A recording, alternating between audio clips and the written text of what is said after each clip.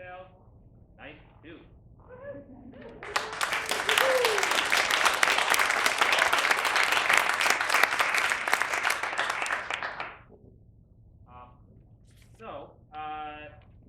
Before we start, usual things out of the way. Number one, phones, you could silence them. Make sure they're silenced right now. Before they go off in the middle of the play.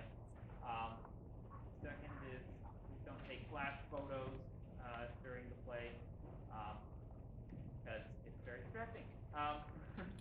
With those things out of the way, let me say that although we're very excited to do this production, it's not 100% of what we wanted.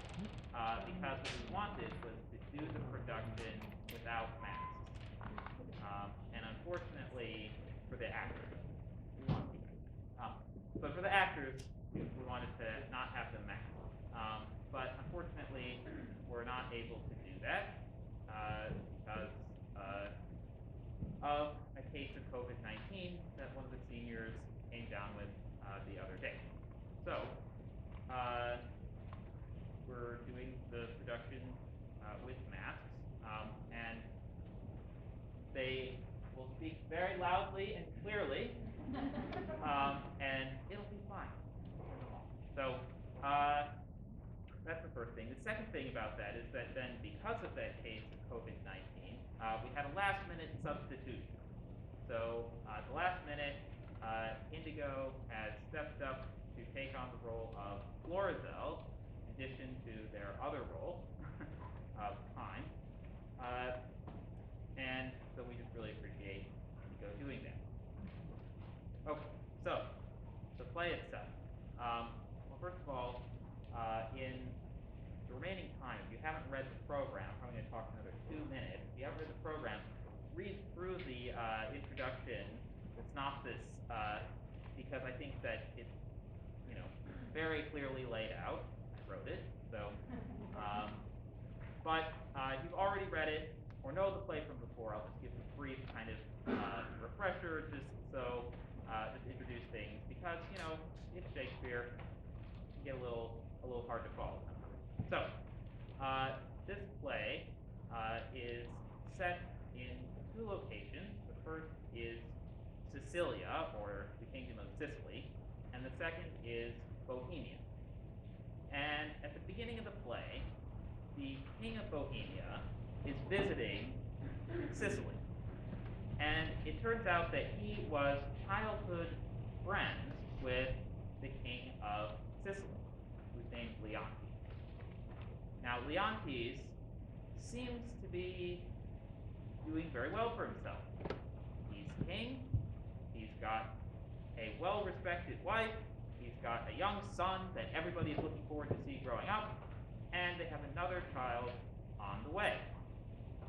But things start to go sour very quickly, because, at least they do in Leontes' mind.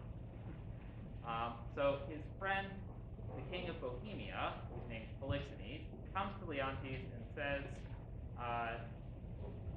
I've been visiting for a while now, about 9 months, and I'm going to go home. And then Leontes' wife, Hermione, convinces Polixenes to stay a little bit longer. And Leontes, instead of going, thanks, I asked you to persuade him to stay, and you did, so thank you, he goes, well, that was just a little too easy for her to persuade him to stay. And so he starts to suspect that there's something going on between Polixenes and his wife, Hermione. Probably also doesn't help that he probably noticed the coincidence of the fact that he's stayed for 9 months and now he's getting out of town. But so right before the baby's born. Leontes descends further and further into his paranoia. He attempts to kill Polixenes, and Polixenes escapes back to Bohemia. After that, Hermione is put on trial, and it'll take us just about up to intermission when Hermione's trial concludes, and her child, who was born just before the trial, is sent by Leontes out into the wilderness to be left for the animals. So this is the first half of this comedy. Well, like all Shakespeare, or most Shakespeare comedies anyway, it starts off looking very much like a tragedy, and then things take a shape. So I always like to, look through the play and think, at what point did this stop being a tragedy and head towards a comedy? So this is something that maybe we could think about. What makes this have a happy end? So that'll get us up through intermission. There'll be a 10-minute intermission, and let's get this show on the road.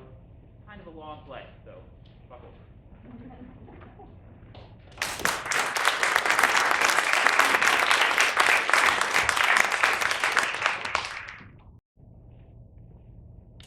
If you shall chance, Camillo, to visit Bohemia on the like occasion whereon my services are now on foot, you shall see, as I have said, great difference betwixt our Bohemia and your Sicilia. I think this coming summer the king of Sicilia needs to pay Bohemia the visitation which he justly owes him. Sicilia cannot show himself overkind to Bohemia. They were trained together in their childhood, and there rooted betwixt them then such an affection as cannot choose but branch now. Their more mature dignities and royal necessities cause separation of their society. Their encounters, though not personal, have been royally attorneyed, with interchange of gifts, letters, loving embassies. That they seem to be together though after, shook hands over a bath, and embraced as it were from the ends of opposed winds.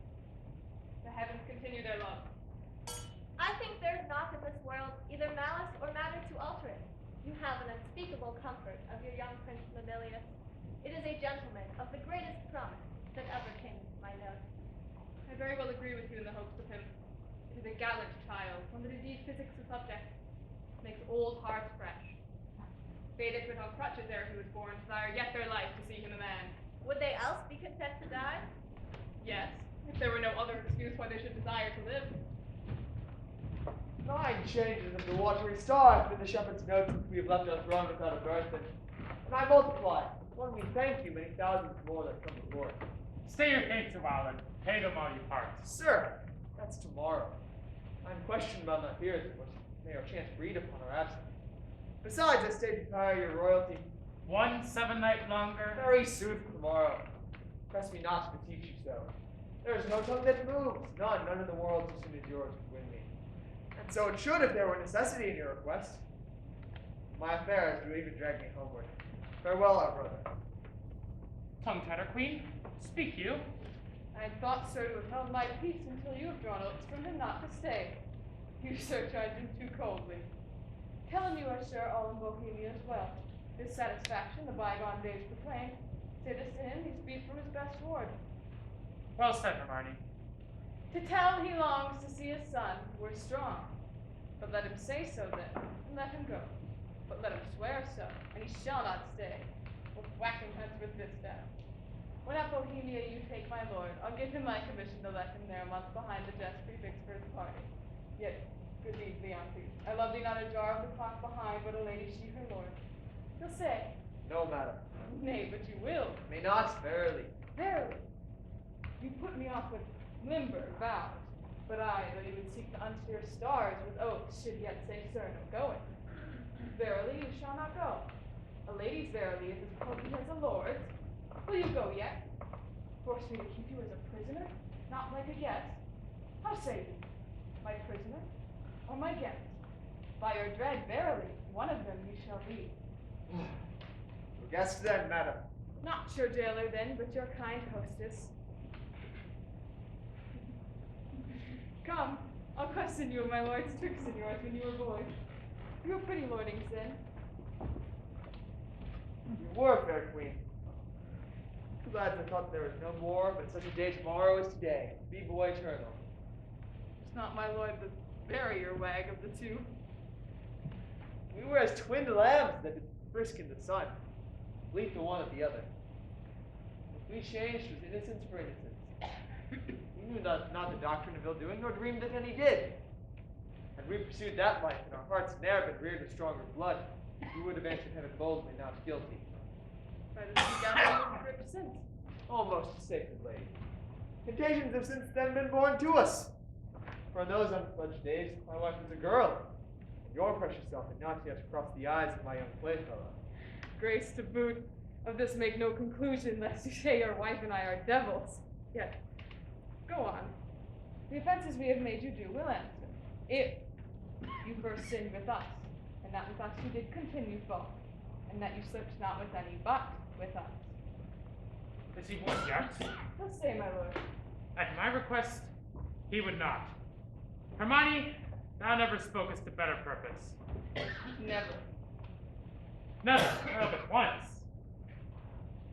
What? Have I twice said well? When was it before? I prithee tell me. Cram us with praise and make us as fat as same thing. One good deed dying tongueless slaughters 1,000 waiting upon that. Our praises are our wages. You may write us with one soft kiss 1,000 furlongs, ere with spur we beat an acre. But to the goal. My last good deed was to entreat his stay. What was my first? It was an elder sister, or I mistake you. Oh, would her name were Grace, but once before I have spoke to the purpose. When? Nay, let me have it, I long. Why? That was when 3 crabbed months had sowed themselves over, ere I could make thee open thy white hand, and clap thyself, my love. Then thou didst utter, I am yours forever. 'Tis grace indeed. Why, I have spoke to the purpose. Twice. The one forever earned a royal husband, the other for some while a friend. Too hot, too hot. To mingle friendship far as mingling blood. I have tremor cordis on me. My heart dances, but not for joy. Not joy. This entertainment. May a free face put on, derive a liberty from hardiness, from bounty, from fertile bosom. It may, I grant. But to be paddling palms and pinching fingers, as they are now, and making practiced smiles as if in a looking glass, and sighing as if it were the mort of the deer. Aye, that is entertainment my heart likes not, nor my brow. Mamilius, art thou my boy? Aye, my good lord. Come, Captain, we must be neat. Not neat, but cleanly. Still virginaling upon his palm. How now, you wanton calf? Art thou my calf? Aye, my good lord. Come, Sir Pagan, look on me with your welkin eye. And thou dost, and that beyond commission, and that the infection of my brains and hardening of my brows. What means, Cecilia? Something seems unsettled. Who is it with you, best brother? You look as if you held a brow of much distraction. Are you moved, my lord? No, in good earnest. Looking on the lines of my boy's face, my thoughts I did recoil 23 years. My brother, are you so fond of your prince as we do seem to be of ours? What at home, sir, with all my exercise, my mirth, my matter. Now my sworn friend and then mine enemy. My parasite, my soldier, statesman, all. He makes July's day short as December, and whose varying childness hears within me thoughts that would thick my blood. So stands this squire office with me. We two will walk and leave you to your graver steps. If you would seek us, we are yours in the garden. Shall us attend you there? To your own bench dispose you. You will be found. Be you beneath the sky. Go to. How she holds up the neck, the bill to him, and arms her with the boldness of a wife to an allowing husband. Gone already? Go play, boy, play. Thy mother plays, and I play too, but so disgrace the part, which will hiss me to my grave. Contempt and clamor will be my knell. Go play, boy, play. If all the men knew of their revolted wives, 1/10 of mankind would hang themselves. How now, boy? I'm like you, they say. Why, that's some comfort. What, Camillo there? Aye, my good lord. Go play, Vermilius. thou art an honest man. Camillo, this great sir will yet stay longer. You had much ado to make his anger hold. When you cast out, it still came home. Didst note it? He would not stay at your petition. Made his business more material. Didst perceive it?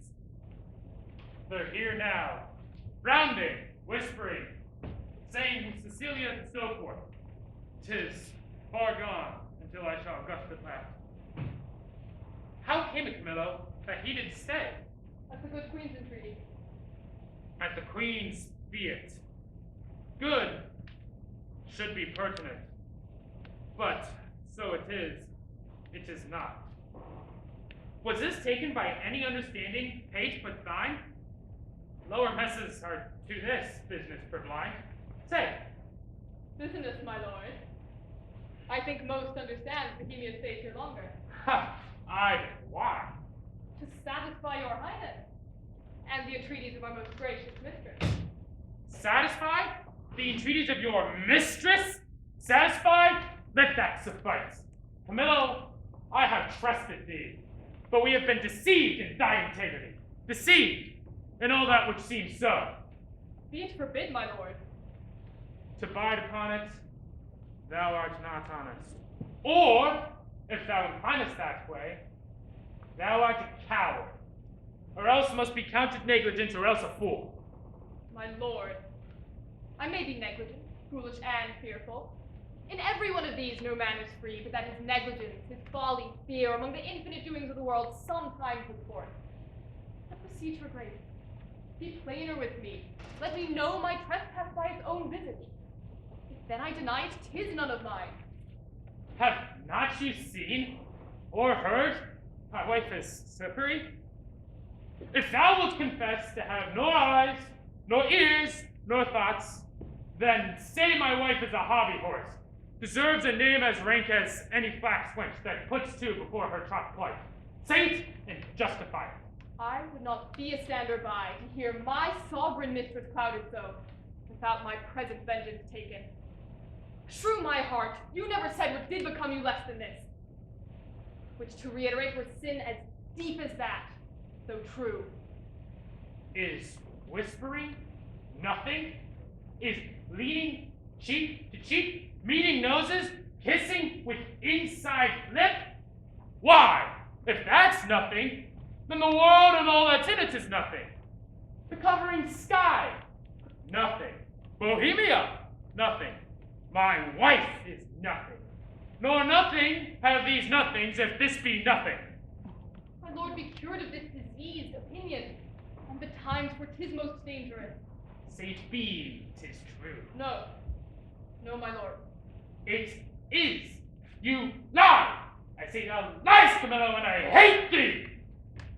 Were my wife's liver as infected as her life, she would not pass the running of one glass. Who does infect her? Why? She hangs about his neck like a medal. Bohemia.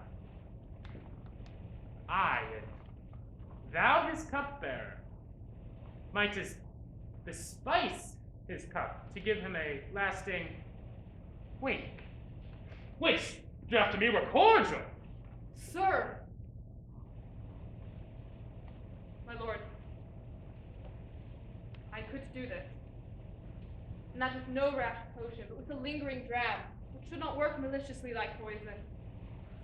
But I cannot believe this crack to be in my dread mistress, so sovereignly being honorable. I have loved thee. Make that thy question and go rot. Dost think I am so muddy, so unsettled to appoint myself in this vexation? Sully, the whiteness and purity of my sheets, gives scandal to the blood of the prince my son, who I do think is mine, and love as mine. Without life. Would I do this? Could I do this? Could man so blench?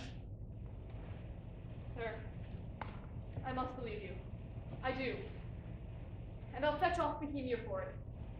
Provided once he's removed, your highness will take again your queen as yours at first.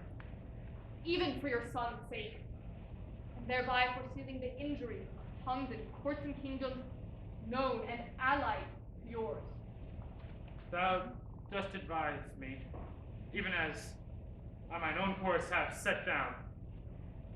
I will not give blemish to her honor. None. Go then, my lord, and with a countenance as clear as friendship runs at feast, keep with Bohemia, and with your queen. If I am thou- his cupbearer. If from me he have wholesome beverage, account me not your servant. If thou does it, you have one half of my heart. If not, I splittest thine oath. Do it, my lord. I will seem cordial as you have advised. Oh, miserable lady. But for me? What case stand I in? I must be the poisoner of good Polixenes. My grounds to do it? Obedience to a master, one who in rebellion with himself will have all that are his so too. To do this deed, promotion follows. I could find examples of thousands who had struck anointed kings and flourished after. I'd not do it. Since no brass, nor stone, nor parchment bears not one, let villainy itself forswear it. I must forsake the court. To do it or no is certain to me a break neck. Happy star, reign now. Oh, here comes Bohemia. This is strange. Methinks my favorite here begins to warp. Odd speak. Good day, Camilla. Hail, most royal sir. What is the news in the court? None rare, my lord.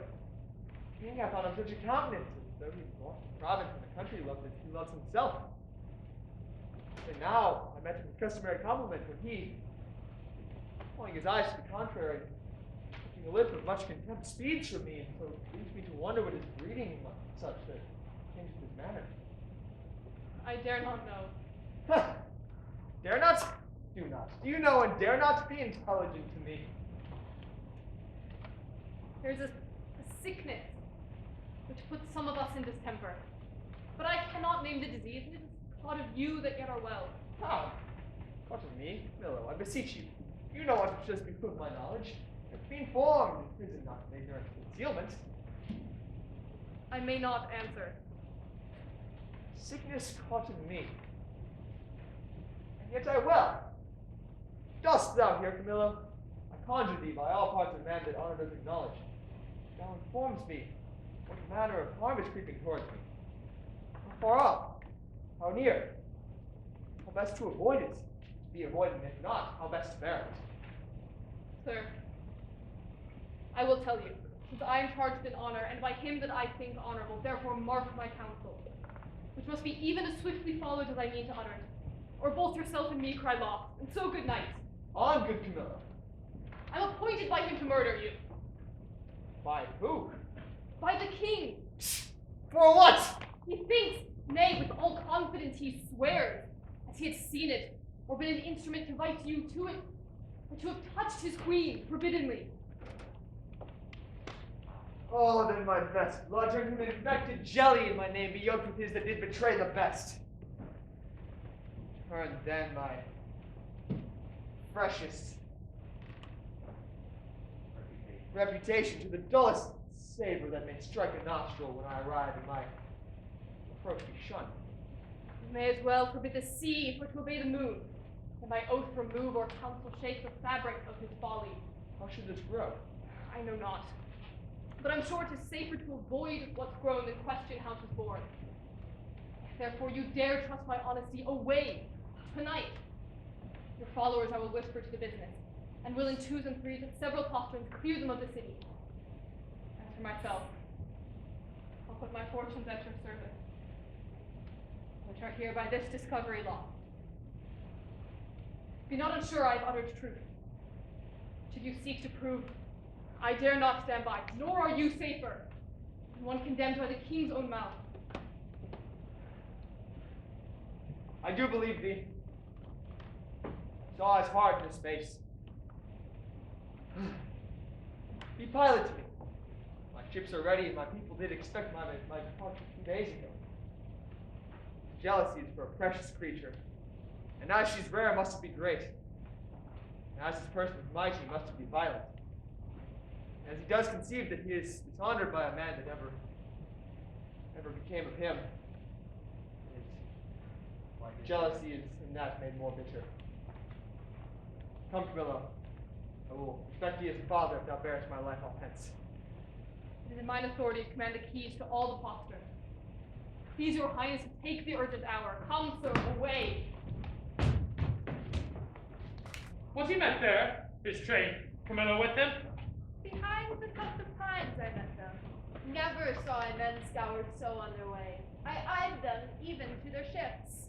How blessed am I in my just center, and my true opinion, a lack for lesser knowledge. How accursed in being so blessed. Camilla was his help in this, his pander. There is a plot against my life, my crown. How came the postern so easily open? By his great authority, which often hath no less prevailed than so on your command. I know it too well. Give me the boy. I am glad you did not nurse him, though he does bear some signs of me. Yet you have too much blood in him. What is this? Sport? Bear the boy hence, do not let him come about her. Take him away, and let her sport herself for that which she is big with. For 'tis Polixenes has made me swell us. But I'd say he had not. And I'll be sworn you would believe my saying, however you lean to the nayward. You, my lords, look on her, mark her well, praise her, but for this her without door forth, which, on my faith, deserves high speech. But be it known, from he who has most cause to grieve it, she's an adulteress. Should a villain say so? The most replenished villain in the world. He were as much more villain. You, my lord, do but mistake. You, my lady, have Mr. Polixenes for Leontes. Oh, thou thing. I have said she's an adulteress. I have said with whom? More, she's a traitor. And Camilla was a federary with her. She's a bed swerver, even as bad as those that vulgars give boldest titles. I am privy to their late escape. No, by my life, privy to none of this. How will this grieve you when you shall come to clearer knowledge that you thus have published me? Gentle, my lord. You scarce can write me thoroughly then to say you did mistake. Away with her to prison. He who shall speak for her is a far guilty, but that he speaks. There's some ill planet reigns. I must be patient till the heavens look with an aspect more favorable. Good my lords, I am not prone to weeping, as our sex commonly are. The want of which vain dew shall perchance dry your pities, but I have that honorable grief lodged here that burns worse than tears drown. Beseech you all, my lords, with thoughts so qualified as your charity shall best instruct you, measure me, and so the king's will be performed. Shall I be heard? Who is it that goes with me? Beseech your highness, my women may be with me, for my plight requires it. Do not weep. There is no cause. When you shall know your mistress has deserved prison, then abound in tears as I come out. This action I now go on is for my better grace. Adieu, my lord. I never wish to see you sorry. Now I trust I shall. My women, come. You have leave. Go! You are bidding hence!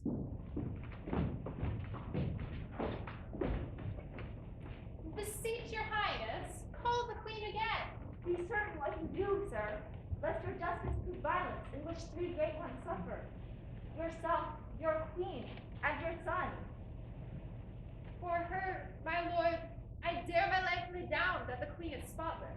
In the eyes of heaven and to you, in this which you accuse her.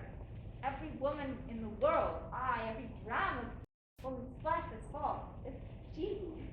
Hold your pieces. Good my lord. It is for you we speak, not for ourselves. You are accused, and by some put her on, will be damned for it. Would I knew the villain, I would land down. She honor blood.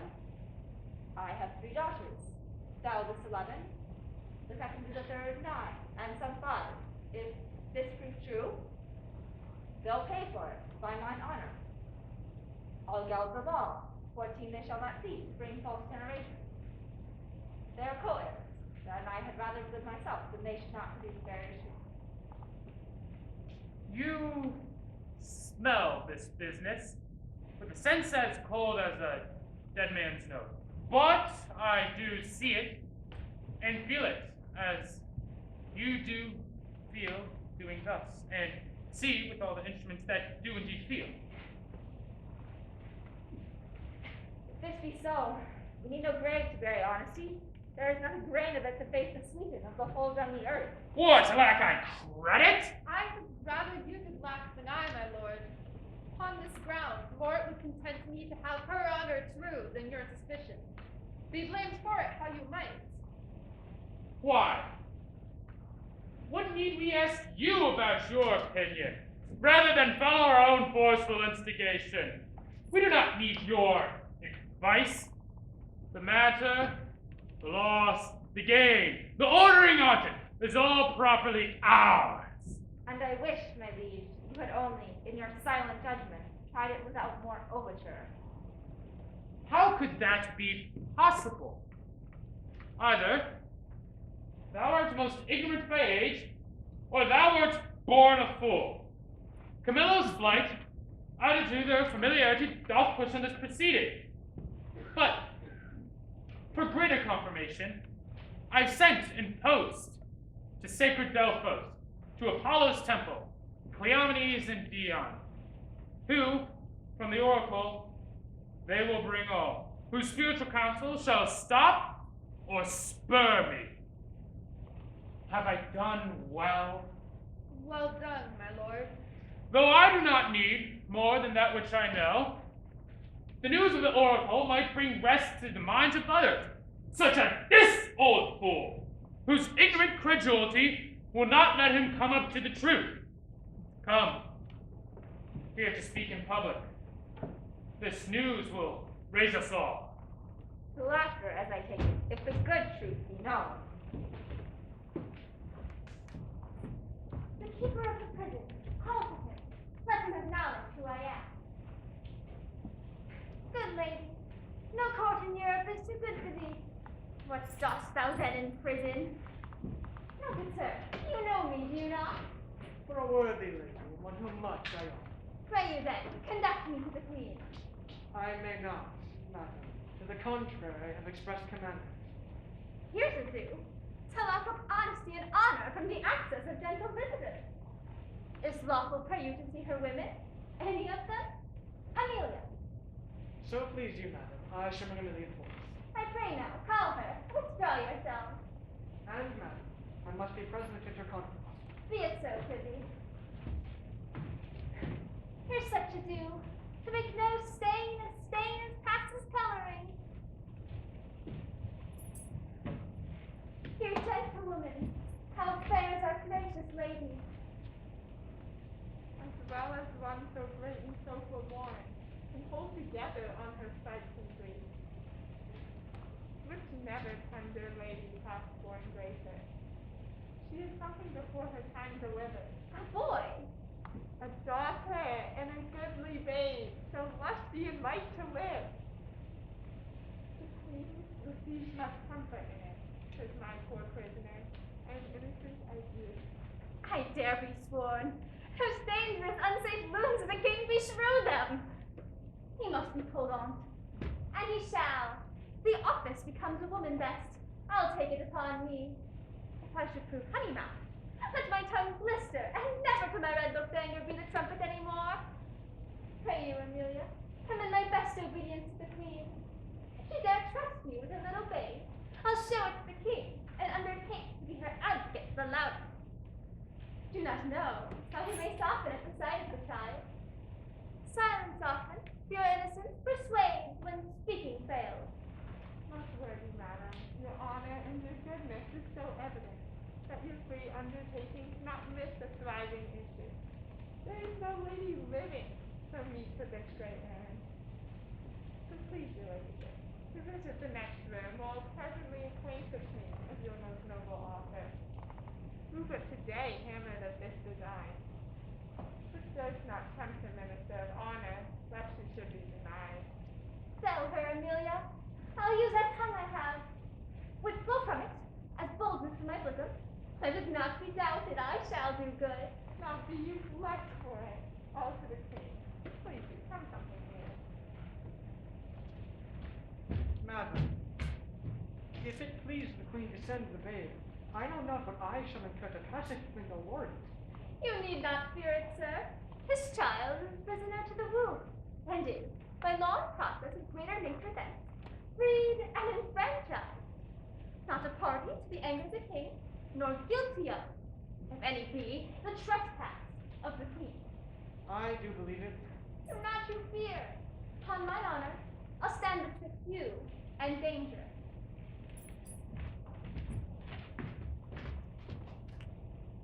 Nor night, nor day, nor rest. It is but weakness to bear the matter thus. Mere weakness. If the cause were not in being, say, given to the fire, perhaps a moiety of my rest might come to me again. Who's there? My lord, How fares the boy? he took good rest. His hope and sickness is discharged. To see his nobleness, conceiving the dishonor of his mother, he straight declined, fastened, and fixed the shame on himself. Throughout his spirit, his appetite, his sleep, and downright languish. Go, leave me solely, see how he fares. You must not enter. Nay, rather good, my lord, be second to me. Fear you his spirit is fashioned more, alas, than the queen's life? A gracious, innocent soul, more free than he is jealous. That's enough. Madame, he hath not slept tonight. Commanded none should come at him. Not so often, sir. I come to bring him sleep. 'Tis such as you that creep like shadows by him, and do sigh at each his needless heaving. Such as you nourish the cause of his awakening. I come with words as medicinal as true, honest as either, to purge him of that humor that frets him from sleep. What noise there? Ho! No noise, my lord, but needful conference about some gossip for your highness. How? Away with that audacious lady. Antigonus, I charge thee that she should not come about me. I knew she would. I told her so, my lord, upon your displeasure's peril and on mine. She should not visit you. What? Canst not rule her? From all dishonesty he can. In this, unless he take the course you have done, commit me for committing honor trusted, he shall not rule me. When she'll take the reins, I'll let her run, but she'll not stumble. Good my liege, I come, and I beseech you, hear me, to profess myself your loyal servant, your physician, your most obedient counselor, yet that dare less appear so in comforting your evils than such as most seem yours. I say, I come from your good queen. Good queen! Good queen, my lord. Good queen. I say, good queen. And would by combat make her good, so were I a man, the worst about you. Force her hence. Let him that make but trifles of his eyes first hand me. On mine own accord I'll off. But first, I'll do my errand. The good queen, for she is good, hath brought you forth a daughter. Here it is, commend it to your blessing. Out! A witch! Hence with her out of the door, most intelligent sing bard! Not so! I am as ignorant in that as you in so entitling me, and no less honest than you are mad. Which is enough, O Lord, as this world goes to pass for honest. Traitor, will you not push her out? Take up the bastard, thou dotard! Take it up, I say! Give it to thy crow! Forever unvenerable be thy hands, if thou takest up the princess that at for baseness he hath put upon it. He drags his wife! So I would you did, and to abase all doubt you call your children yours. A nest of traitors! I am none by this good light, nor I, nor any, but one who's here, and that's himself. For he, the sacred honor of himself, his queen, his hopeful son, his babe, betrays the slander. The sting is sharper than the sword, and will not. As the case now stands, it is a curse he cannot be compelled to it. To remove the root of his opinion, which was rotten as ever oak or stone was sound. A callet? Or boundless tongue, who late had beat her husband, now begs me. This rat is none of mine. It is the issue of Polyxeny, and together with the dare, coming them to the fire, I said! It is yours! So like you, 'tis the worst. Behold, my lords, for the prince be literal, the whole matter and copy of the father. Eye, nose, lips, the tip of his crown, his forehead, name, the valley, the pretty dimples of chin and cheek, his smiles, the very mold and frame of hand, nail, finger. Thou good goddess nature, which made it so like to him that got it. Thou hast the orphan of the mind, too, amongst all colors, no yellow in it. Lest she suspect, as he does, her children, not her husband. A gross hag. Thou who wilt still her tongue deserves to be hanged. Hang all the husbands that cannot do that. You'll leave yourself hardly any subjects. Once more, force her hence! The most unworthy and unnatural lord can do no more. I'll have thee burned. I care not. 'Tis a heretic that makes the fire, not she which burns in it. But call you tyrant, with this most cruel usage of your queen, not able to produce more accusation than your own weak-hinged fancy. Something savors of tyranny, and will ignoble make you, yea, scandalous to the world. Take her away. Were I tyrant, where were her life? She durst not call me so unless she knew me one. Once more force her hence! I pray you, do not push me. He'll be gone. Look to your babe, my lord. 'Tis yours. Jove, sender of better guiding spirit, what needs these hands? You, that are so tender o'er his follies, will never do him any good. Not one of you! So, farewell. We are gone.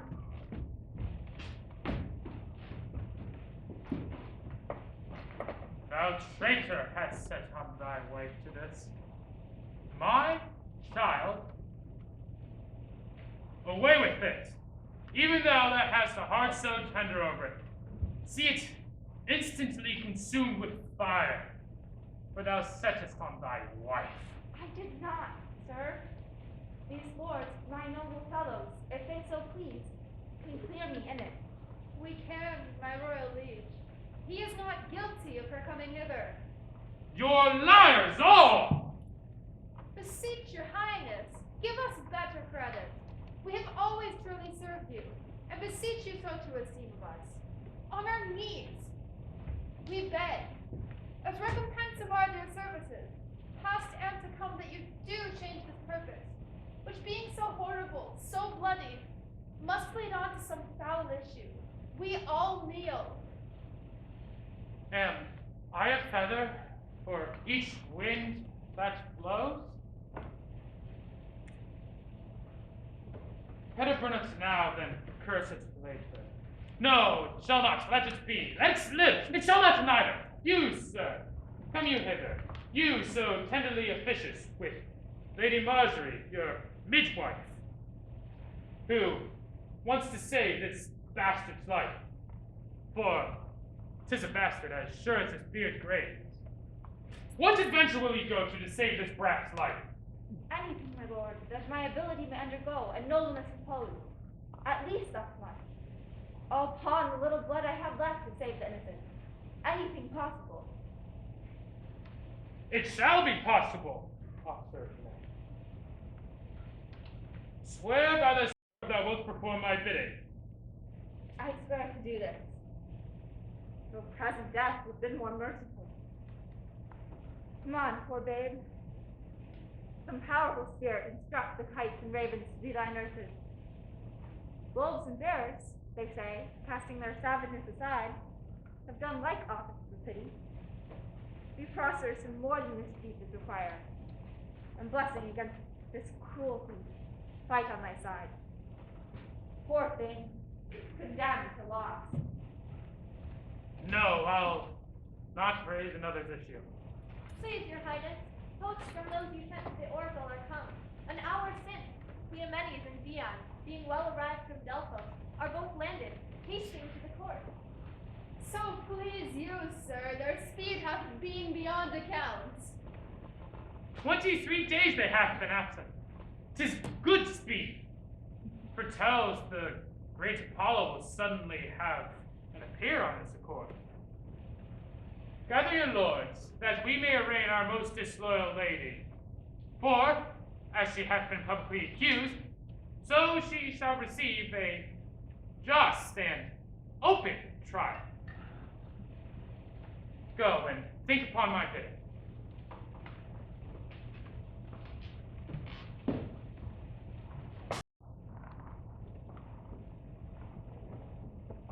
The climate's delicate, the air most sweet, fertile the isle, the temple much surpassing the common praise of there. I shall report from those who taught me the celestial habits. Methinks I so determined in the reverence of the great word. Oh, the sacrifice! How ceremonious, solemn, and unearthly. It was in the offering. But of all the bursts and the ear-deafening voice of the oracle, tinged with Jove's thunder, so surprised my senses that I was nothing. If the event of the journey proved successful to the queen, albeit so, and the happenings were rare, pleasant, speedy, the time was with use on it. Great Apollo, turn all to the best. These proclamations so forcing false upon Hermione, I little know. The violent cares of it will clear or end the business when the oracle, thus by Apollo's grace divine, sealed up, till the conscience discover something rare. Even then will rush knowledge, go fresh horses, and gracious speech issue. It is, to our great grief, this session we pronounce the party tried, the daughter of a king, our wife, which too much of us beloved. Let us be cleared of being tyrannous, for we so openly proceed in justice. Produce the prisoner.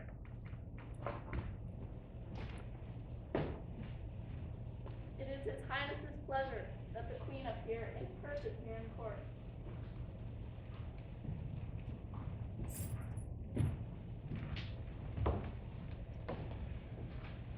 Read the indictment. Hermione, queen to the worthy Leontes, thou art here accused in the reign of high treason in committing adultery with Polixenes, king of Bohemia, and conspiring with Camillo to take away the life of our sovereign lord the king, thy royal husband, and, against the faith and allegiance of a true subject, thou didst counsel and aid them for their better safety to fly away by night. Since what I am to say must be but that which contradicts my accusation, and testimony on my part no other but what comes from myself, it shall scarce boot me to say, not guilty. Mine integrity, being counted falsehood, shall, as I express it, be so received. But thus, if powers divine behold our human actions, as they do. I doubt not then but innocence shall make false accusation blush, and tyranny tremble at patience. You, my lord, best know, who least will seem to do so. My past life hath been as continent, as chaste, as true as I am now unhappy, which is more than history can pattern, though devised and played to take spectators. For behold me, a fellow of the royal bed, which owe a moiety of the throne, a great king's daughter, the mother to a hopeful prince, here standing to prate and talk for life and honor before all who please to come and hear. For life I prize it as I weigh grief, which I would spare. For honor, 'tis a derivative from me to mine, and only that I stand for. I appeal to your conscience, sir, before Polixenes came to your court. How I was in your grace, how merited to be so. Since he came, with what encounter so uncurrent I have strained to appear thus. If one jot beyond the bounds of honor, or in act or will that way inclining, hardened be the hearts of all that hear me, and my nearest of kin cry fie upon my grave. It is said that less impudence to gainsay what they did than to perform it first. That's true enough, but 'tis a saying, sir, not due to me. You will not own it. More than mistress of which comes to me in name of fault, I must not at all acknowledge.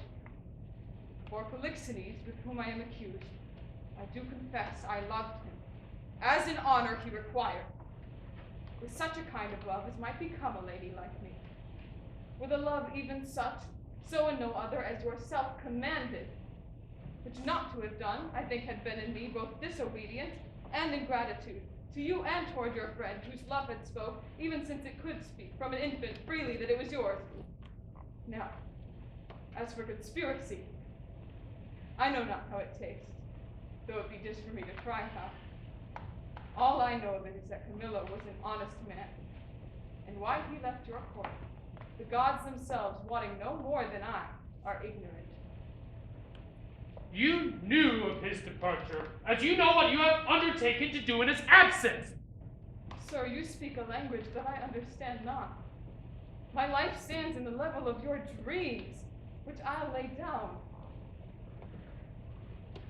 You had a bastard by Polixenes, and I but dreamt it. Thou shalt feel our justice, for whose an easiest passage look for no less than death. Sir, spare your threats. The bug which you would fright me with, I see. For to me can life be no commodity. The crown and comfort of my life, your favor, I do give lost, for I do feel it gone, but know not how it went. My second joy and first fruits of my body, from his presence I am barred, like one infectious.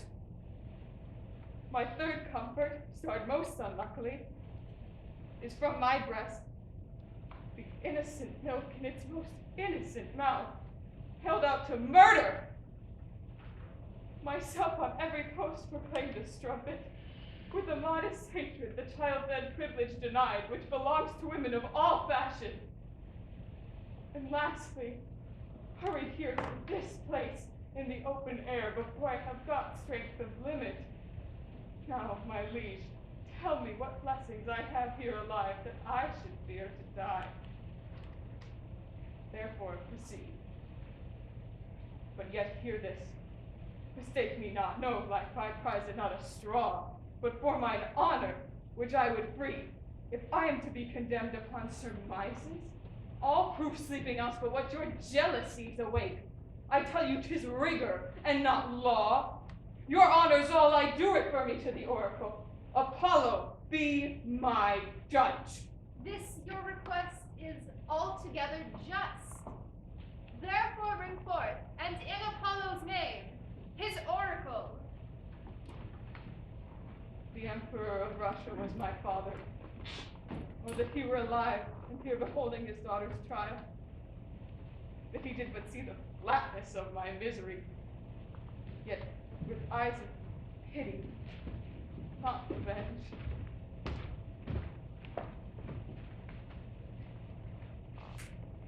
Swear here upon this sword of justice, that you, Cleomenes and Dion, have been both at Delphi, and from thence have brought the sealed-up oracle, by the hand delivered of great Apollo's priest, and that since then you have not dared to break open the seal, nor read the secret in it.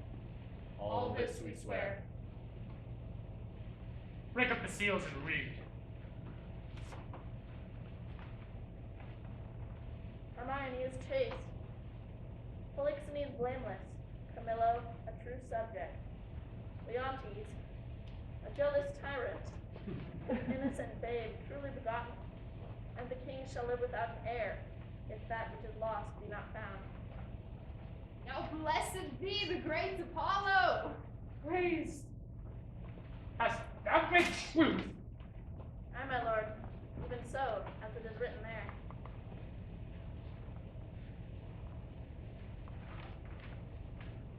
The oracle lies. This is but a mere falsehood. My lord! The session shall proceed. The king! What business? Oh, sir, I shall be hated to report it. The prince, your son, with mere conceit and fear of the queen's speed, is gone, Gone? How? is dead.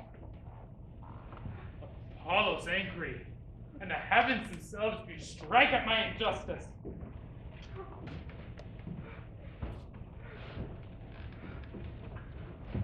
news is mortal to the queen. Look down and see what death is doing. Go, and take her hence. Tenderly apply some herbs for life. I have believed too much in mine own suspicion. Apollo, pardon my great profaneness against thine oracle. I'll reconcile to Polixenes, new woo my queen. Proclaim Camillo a man of truth, of mercy, who I did minister to poison my friend Polixenes, but with his compassion, he charted my swift command. Oh, how his pity does make my deeds the blacker. Oh, the waddle! Oh, cut thy mace left my heart, cracking it break too. What fit is this, good lady? Studied torments, tyrant blasphemy! What wheels, racks, fires! What flaying, boiling, inlands or oils! What old or newer torture must I receive, whose every word deserves to taste of thy most worst? Thy tyranny! Together working with thy jealousies. Henty's too weak for boys, too green and idle for girls of 9. Oh, think what they have done and run mad indeed. Stark mad! For all thy bygones fooleries were but spices of it. Thou betrayest Polixenes was nothing. That which showed thee of a fool, inconstant and damnable and grateful. Nor 'twas much, wouldst to poison good Camillo's honor, have him kill a king. Poor trespasses. More monstrous, standing by, whereof I reckon the casting forth the crows, thy baby daughter, to be or none or little. Oh, what devil would have shed water out of fire have done it? Worse directly laid to thee, the death of the young prince, whose honorable thoughts high for one so tender, cleft thy heart that could conceive a gross and foolish sire, blemished his gracious stand. This is not, no, laid to thine answer. The last. Oh, lords, when I have said, cry woe! The queen, the sweetest, dearest creature's dead! And vengeance forth not brought down yet. The higher powers forbid. I say she's dead! I'll swear it! Were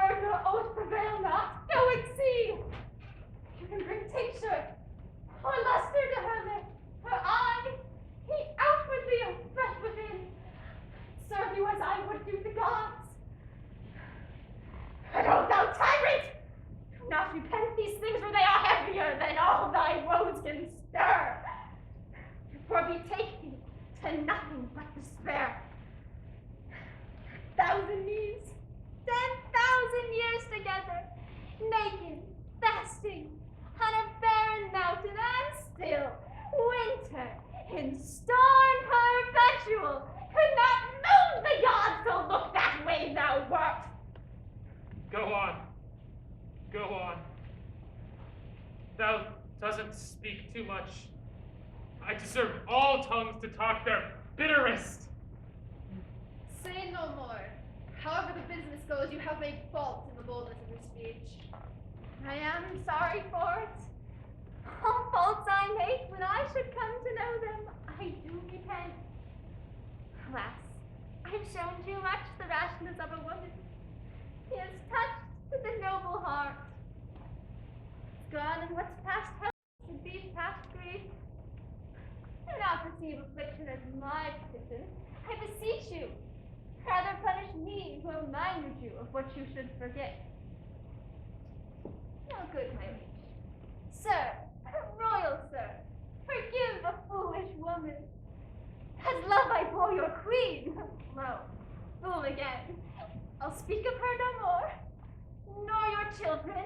I'll not remember you of my own lord who's lost too. Take your patience to you, and I'll say nothing. My tyranny, rage, and bloodlust has blinded me. I killed my son, cast off my daughter, and now am the true murderer of my wife. Go. Take me to their parties.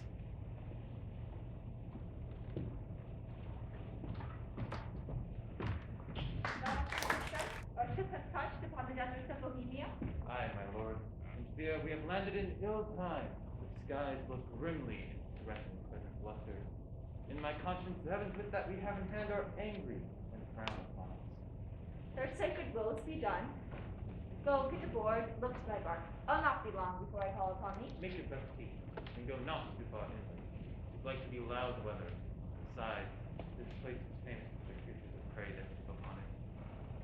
Go thou way. I'll follow instantly. I am glad at heart that we so great in love did. Come, poor babe. I've heard, but not believed, the spirits of the dead may walk again. If such thing be, thy mother appeared to me last night. For now is a dream so like a waking. To me comes a creature, sometimes her head on one side, some another. I never saw a vessel of like sorrow, so filled and so becoming. In pure white robes, like very sanctity, she did approach my cabin where I lay. Thrice bowed before me, and gasping to begin some speech, her eyes became too stout. The fury spent. Anon did this break from her. Good Antigonus, since fate is against thy better disposition, has made thy person for the thrower out of my poor babe. Places remote enough are in Bohemia. There weep and leave it crying. And for the babe is counted lost forever. Perdita, I prithee, call it. For this ungentle business put upon me by my lord, thou ne'er shalt see thy wife Paulina more. And so with shrieks, she melted into air. Affrighted much, I didn't try to collect myself, and thought this was so, and no slumber. Dreams are toys, yet for this once, yea, superstitiously, I will be squared by it. I do believe Hermione suffered death, and Apollo would, this being indeed the issue of King Polixenes, it should here be laid. either for life or death, upon the earth of its right father. Blossom, speed thee well. There lie, there thy character, and there these, which may, if fortune please, both breed thee pretty, and still rest thine. The storm begins, poor babe, that for thy faults art thus, mother's faults, art thus exposed to loss and what may follow.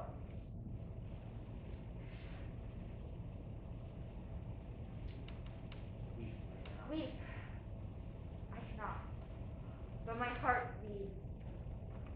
And most accursed am I to be by oath enjoined to this.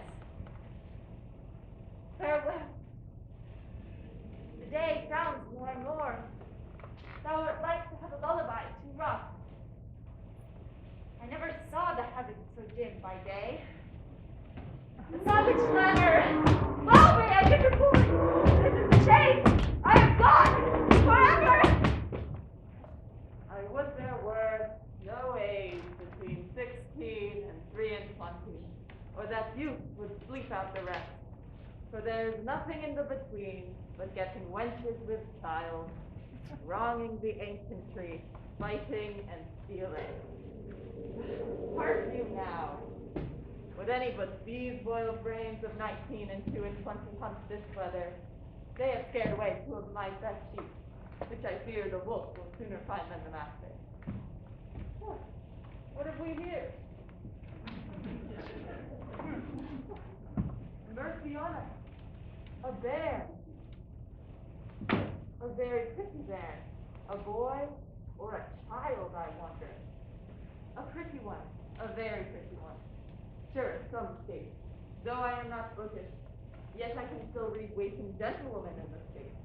This has been some stair work, some trunk work, some behind door work. They were warmer that got this than the poor thing is here. Ah! I'll take it up for pity, yet I'll tarry till my son comes. He halloos but even now. Whoa-ho-ho! Hello! What, art so near? What ailest thou, man? Oh, I have seen true such sights like seeing my land. Well, boy, how is it? I would you did, but see how it chafes, how it rages, how it takes up the shore. Hold the most piteous cries from the poor souls. Now, a ship boring the moon with her main mast, and anon swallowed the beast in front. And then for the land surface, to see how the bear tore out his shoulder bone, and how he cried to me for help, and said his name wasn't Thickness, a nobleman. Oh, and to make an end of the ship, how the poor souls roared, and the sea mocked them, and the poor gentleman roared, and the bear mocked them, both roaring louder than the sea or the weather. Name of mercy, when was this, boy? Now, I have not winked since I saw these sights. The men are not yet cold under the water, though the bear hath dined on the gentleman. He's at it now. Would I have been by to help the old man? Heavy matters, heavy matters. But look thee here, boy. Thou mettest with things dying, I with things newborn. Look thee here, open it. It was told me I should be rich by the fairies. Open it. What's within, boy? You're a made man!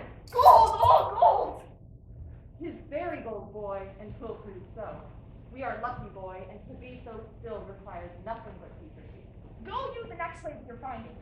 I'll go see if the bear be done with the gentleman and how much he hath eaten. They never be cursed unless they are hungry. If there be any of them left, I'll bury it. That's a good deed. And if thou mayest discern by that which is left of him what he is, fetch me to the fight. Marry will I, and you shall help put him in the ground. 'Tis a lucky day, boy, working good deeds on him. I, that please some, try all, both joy and terror, of good and bad, that makes an unfolds error, now take upon me, in the name of time, to use my wings.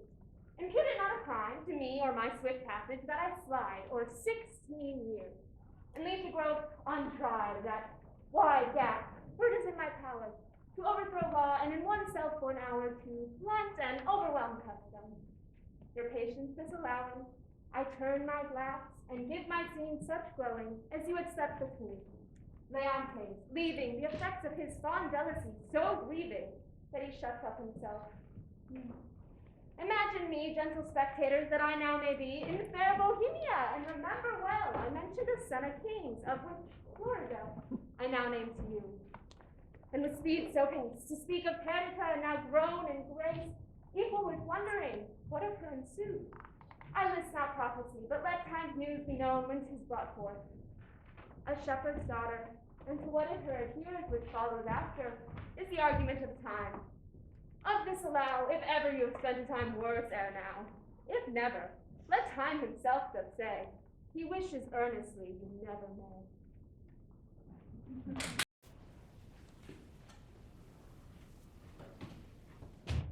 I pray thee, good Camilla, be no more unfortunate.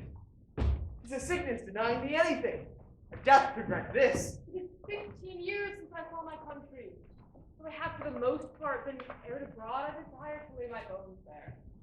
Besides, the penitent king, my master, hath sent for me, to whose feeling sorrow I might be some allay, or we should think so, which is another spur to my departure.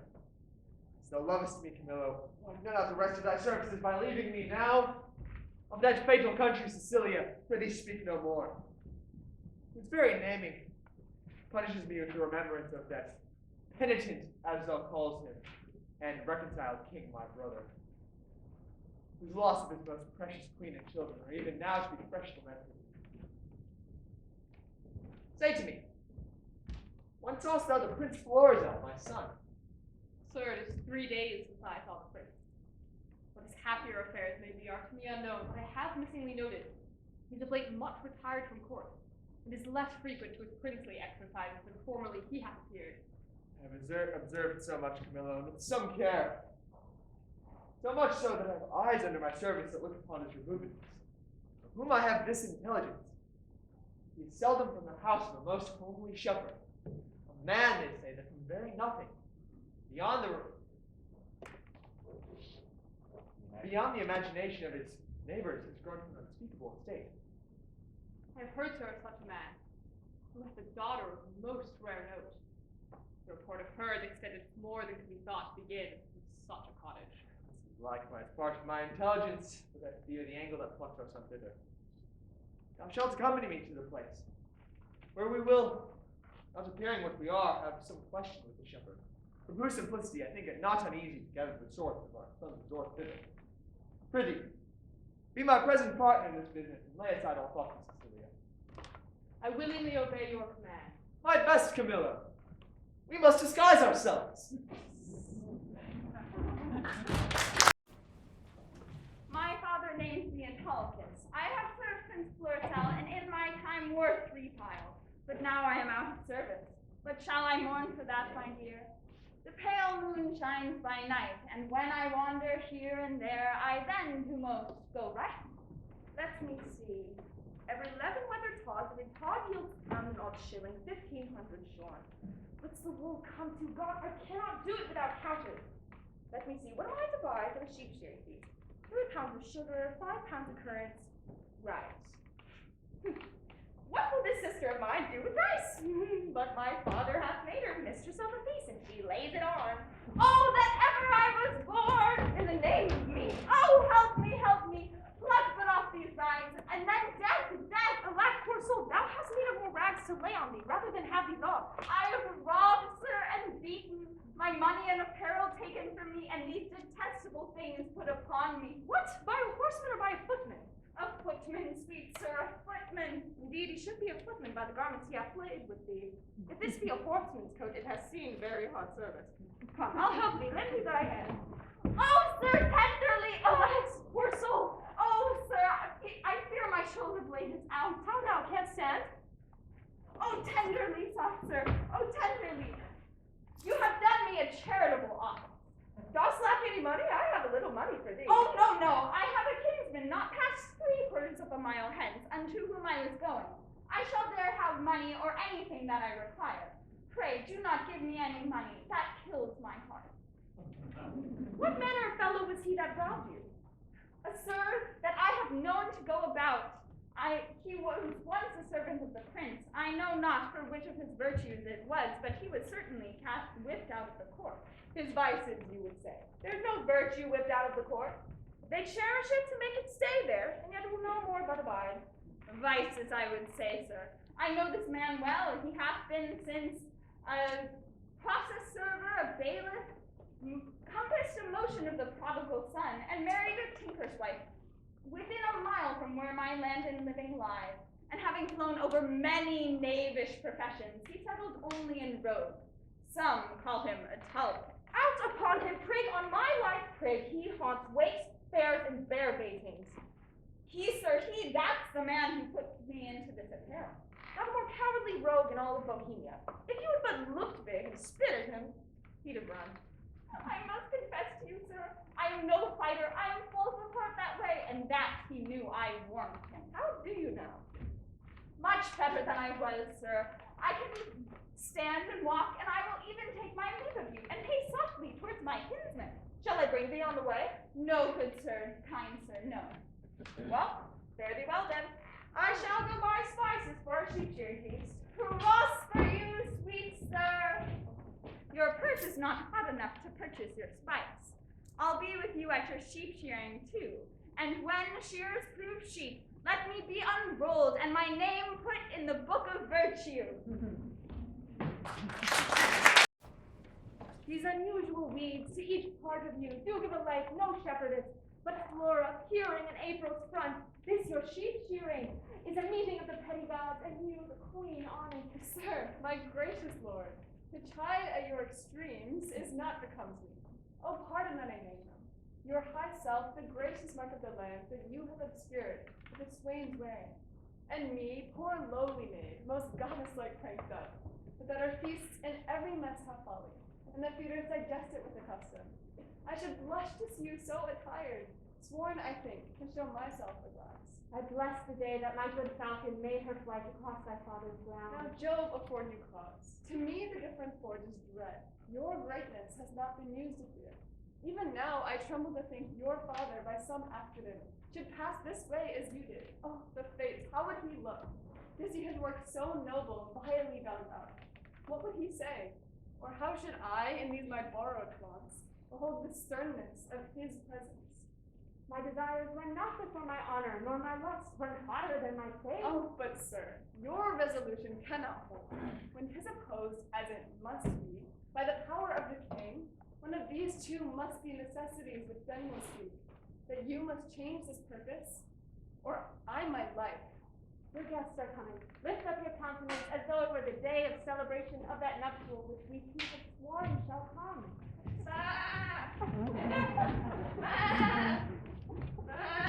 Fie, doctor, when my old wife lived upon this day. She was both pantler, butler, cook, both dame and servant, welcomed all, served all. You are retired, as if you were a feasted one and not the hostess of the meeting. Come, bid these unknown friends to us welcome, for it is a way to make us better friends more known. Come, quench your blushes and present yourself that which you are, as your good flock shall prosper. Sir, welcome. It is my father's will I should take on me the hostess to the meeting. You're welcome, sir. Give me those flowers there, please. Reverend sirs, for you there's rosemary and rue. These keep seeming and savor all the winter long. Grace and remembrance be to you both, and welcome to our shearing. Shepherdess, a fair one you are.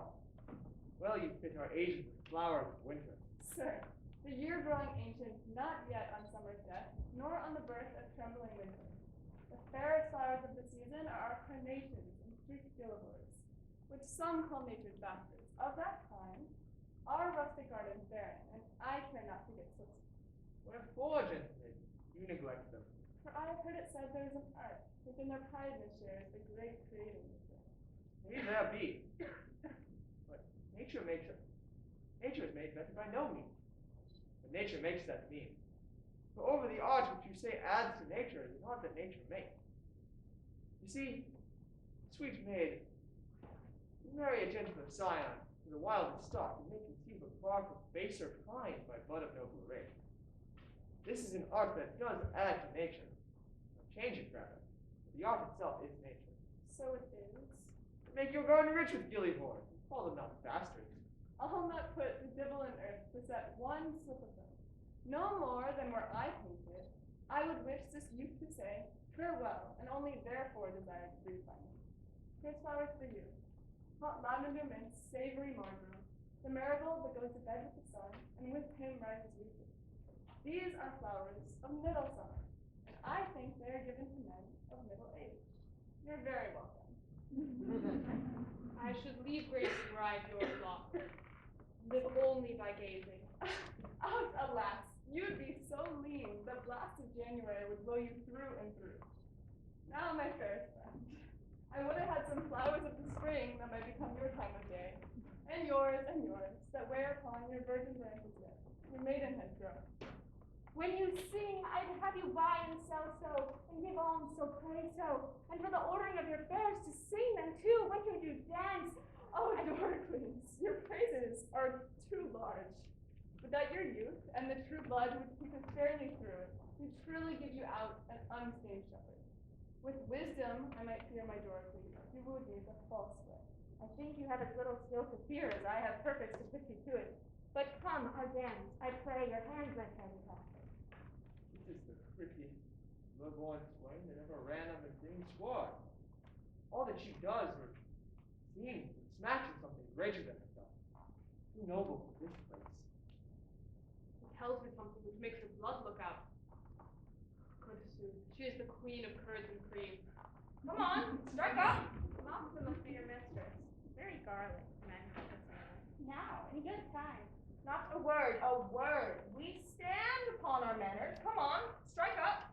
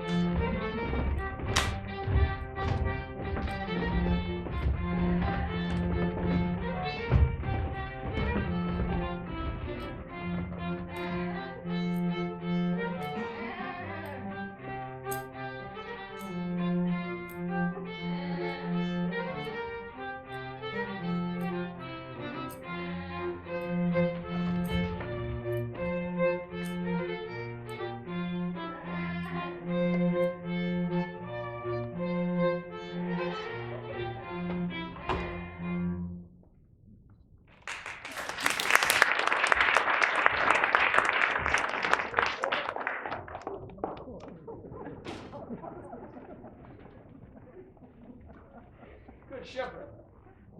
Fair swain is the dances with your daughter. They call him Doricles, and boasts himself to have a worthy feeding, which I have it upon his own report, and I believe it. He says he loves my daughter, for never gazed the moon upon the water, as he'll stand and read as were my daughter's eyes. And to be plain, I think there is not such a hit to choose who loves another best. She dances peacefully. Though she does anything, if young Doricles do light upon her, she shall bring him that which he not dreams of. Oh, master, if you did but tether at the door, you would never dance again after a tapering pipe, or the bagpipe could not move you. He can never come better, he shall come in. I love a ballad if it be doleful, Madam Merrily set down, or a very pleasant thing indeed, sung lamentably. He hath the prettiest love songs from man or woman of all sizes. No milliner can so fit his customers with gloves. He has the prettiest love songs from maidens, so without bawdry that is strange. With the delicate burdens of pillows and fading, jump her and thump her. And where some drunk nostril would, as it were, mean mischief and break a foul gap into the matter, he makes the maid to answer, whoop do me no harm, good man. Puts him off, slights him, with whoop do me no harm, good man. This is a brave fellow. Prithee, bring him in and let him approach singing. Forewarn him that he is no scoreless worth in his tune. You have of these peddlers that have more of them than you think, dear sister. Good brother, or go about your thing. Come buy of me, buy, come buy, lads, or else your lasses cry. Come buy. If I were not in love with Mopsa, thou shalt take no money of me, but being as enthralled as I am, this will be the bondage of certain ribbons and gloves. I was promised them against defeat, but they come not too late now. She has promised you more than that, or would you lie? He has paid you all he promised you. Maybe he has paid you more, which will shame you to give him again. Is there no manners, Buffalo ladies? Is it not milking time when you're going to bed to whistle off these secrets? But you must be tittle-tattling in front of all of our guests. 'Tis well they are whispering. Clamor your tongues and not a word more. I have done. Come, you promised me a tawdry lace and a pair of sweet gloves. Have I not told thee how I was cozened by the way and lost all my money? And indeed, sir, there be cozeners abroad, therefore it behooves men to be wary. Fear not thou, man. Thou shalt lose nothing here. I hope so, sir, for I have about me many parcels of tar. What hast here, ballads? Pray now, buy some. I love a ballad in simple life, for then we are sure they are true. Why, here is a passing merry one that goes to the tune of two maids wooing a man. There is scarce a maid westward, but she sings it. 'Tis in request I can tell you. We can both sing it if thou bear a part. Thou shalt hear, 'tis in 3 parts. I can bear a part, you must know, 'tis my occupation. We will have this song out and on by ourselves. My father and the gentlemen are in sad talk and will not trouble them. Peddler, grab thy packing after me. Winches I'll buy for you both. Let's have first choice, shall we? Come on, girls, call me. And you shall pay well for them. Soft, fair swain. Your heart's full of something that does take your mind from feasting. Sooth, when I was a boy and was tended love as you do, I was wont to load my shoe with an axe. I would have ransacked the peddler's silken treasury and poured it to her acceptance. You stayed and nothing wanted with it. If your last interpretation should refuse and call this your lack of love or bounty, you were straight for a reply, unless you make a care of happy holding her. Old sir, I know she prizes not such trifles as these are. What follows this? How prettily the young swain washes the hand to spare before. I have put you out. Your protestation nothing to do with confess. Do, and be witness to it. And this my neighbor, too. And he. Were I crowned the most imperial monarch that ever made eyes swerve, had I force and knowledge more was ever man's, I would not prize them without her love. Fairly offered. It shows a profound affection. But my daughter, say you the like to him? I cannot speak so well. Nothing so well. No, nor mean better. By the power of my own thoughts, I cut out the purity of his. Take hands, a bargain, and friends unknown shall bear witness to it. I give my daughter to him, and shall make her portion equal his. Come, contract us for these witnesses. Come, your hand, and daughter yours. I'll just wait a moment. Beseech you, your father I do, but what of him? knows you of this. He shall not. I think, sir, father, as the nuptial of his son, I guess that becomes the table.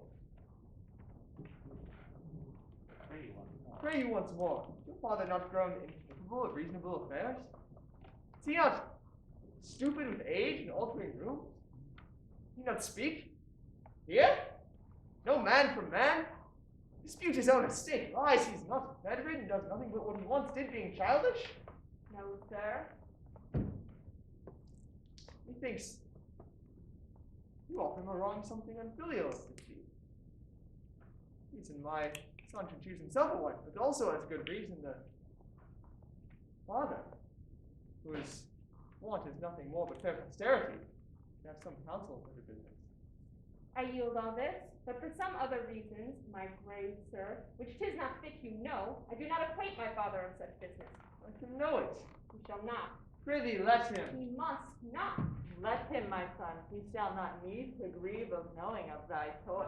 Come, he must not. Mark our contract. Mark your divorce, young sir!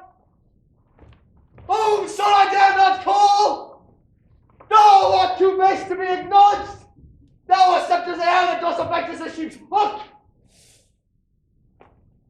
Thou, old traitor! I am sorry that by hanging yet and prolong thy life but a week, and thou, oh excellent piece of witchcraft, which he does know too well.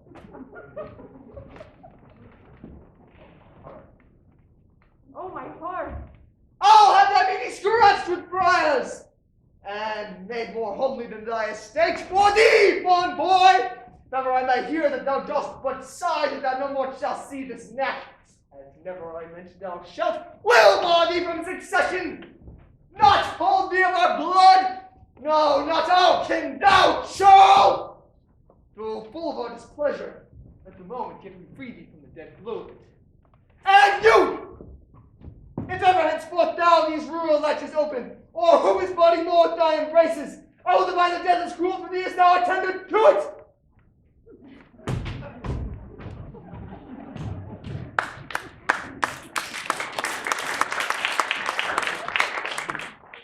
Even here undone, I was not much afeard, for once or twice I was about to speak and tell him plainly, the selfsame sun that shines upon his court hides not its visage from our cottage, but looks on alike. What please you, sir, be gone? I told you what would come of this deceit to you. Of your own state take care. This dream of mine, being now awake, I'll queen it no inch farther, that milk may use and weep. Why, how now, father? Speak, ere thou diest. I cannot speak, nor think, nor dare to know that which I know. Oh, sir, you have undone a man of 443, who sought to fill his grave in quiet, yea, to die upon the bed my father died, to lie close by his honest bones. But now some hangman must put on my shroud and lay me where no priest shovels in dust. Oh, cursed wretch, thou knewest this was the prince, and to mingle faith with him. Undone. Undone. Why look you so upon me? Gracious my lord, you know your father's temper. At this time he will allow no speech, which, I do get, you do not purpose to him. And it's hardly will he endure your sight, as yet I fear. Until the fury of his highness settle, come not before him. I do not purpose it. I think Camillo, even he, my lord. How often have I told you 'twould be thus? How often said my dignity would last? But till 'twere known, it could not fail but by a violation of my faith. Hark, another clap. I'll hear you by and by. He's irremovable, resolved for flight. Now were I happy, his going I could frame to serve my turn. Save him from danger, do him love and honor. Purchase again the sight of dear Cecilia, and that unhappy king my master whom I so much thirst to see. Now, Camillo. Well, my lord, if you may please to think I love the king, and through him what is nearest to him, which is your gracious self, embrace with my direction. If you'll not change your purpose, but undergo this flight, make for Sicilia, and there present yourself and your fair princess. And so I see she must be for Leontes. She shall be habited as becomes the partner of your bed. Methinks I see Leontes opening his free arms and weeping his welcome forth. Asks thee, the son, forgiveness, as 'twere in the father's person. This is the hand of the fresh princess. O'er and o'er divides him twixt his unkindness and his kindness. The one he tried to hell, and bids the other go faster than thought or tide. What color of our visitation should we put up before him? Sent by the king your father, to greet him and give him comfort. Sir, the manner of your bearing towards him, in what you with from your father shall deliver, things known betwixt us three I'll write you down, the which shall point you forth at every sitting which you must say, that he shall not perceive but that you have your father's bosom there, and speak his very heart. There is some sack to this, cause more promising than a wild dedication of yourselves to untapped waters, undreamed shores. Most certain miseries enough, no hope to help you. Besides, you know prosperity is the very bond of love, whose fresh complexion and whose heart together affliction alters. One of these is true. I think affliction may subdue the cheek, but not take in the mind. Yea, say you so? There shall not in your father's house these 7 years be born another son. I cannot say 'tis pity she lacks instruction, for she is the mistress most that teach. Sir, that you may know you shall not want one word.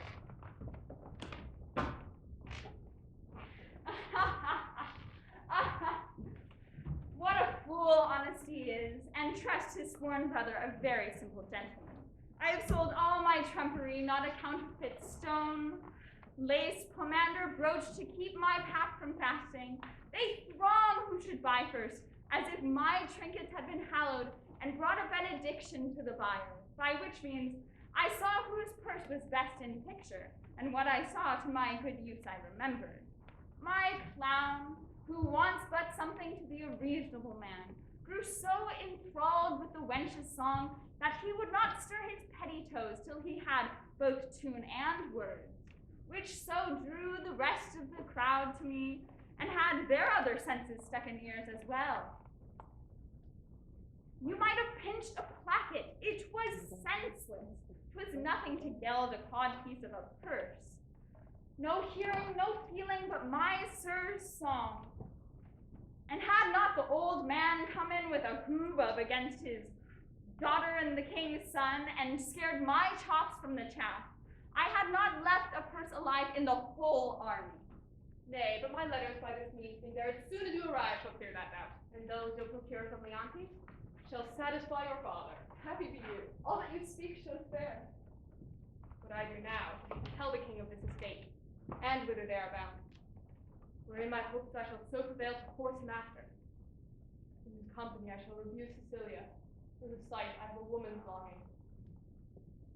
Fortune speed us on, to the seaside, Camilla. The swifter speed, the better. I understand the business, I hear it. To have an open ear, a quick eye, and a nimble hand is necessary for a cut purse. Aside, here is more matter for a hot brain. See, what a man you are now. There is no other way but to tell the king she's a changeling and not of your flesh and blood. Nay, but hear me. Nay, but hear me. Go to then. She being none of your flesh and blood, your flesh and blood has not offended the king, and so your flesh and blood is not to be punished by him. Show those things you found about her, those secret things, all but what she has on her.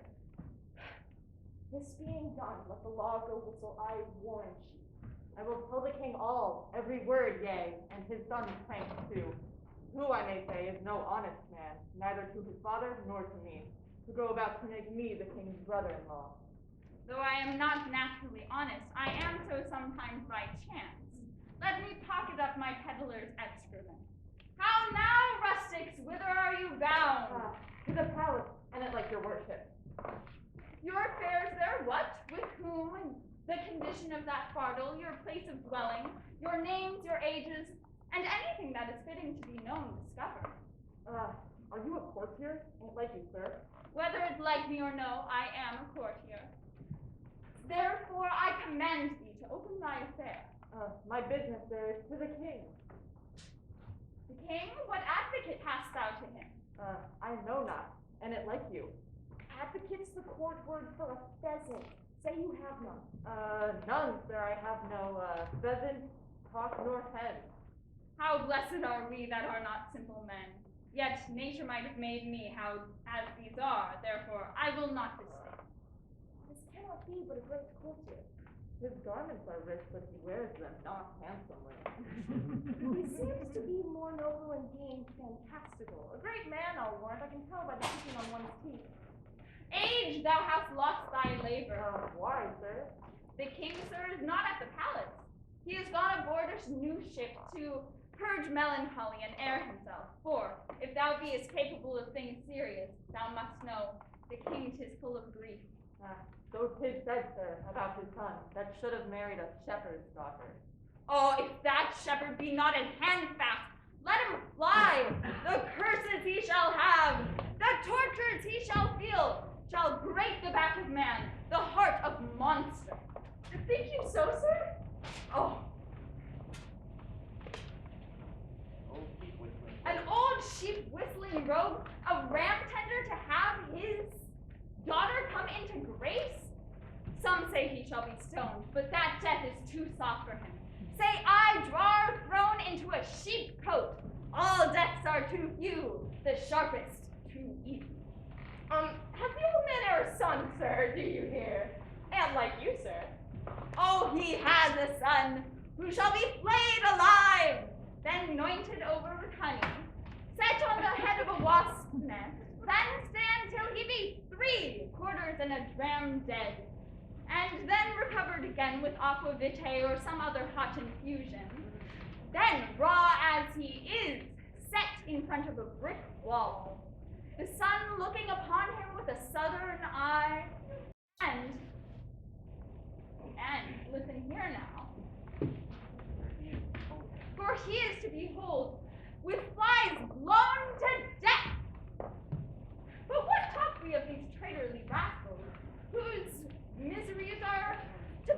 smiled at their offenses being so capital.